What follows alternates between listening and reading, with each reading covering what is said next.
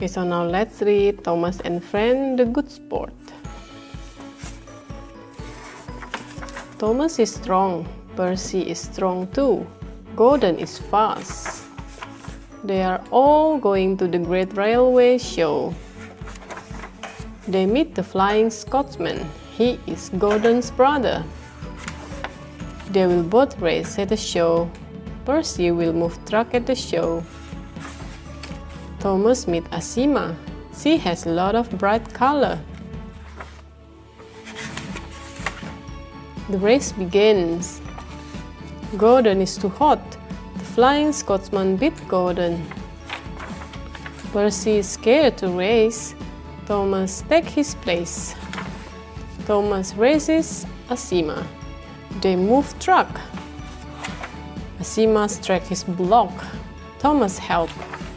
Asima and Thomas both win.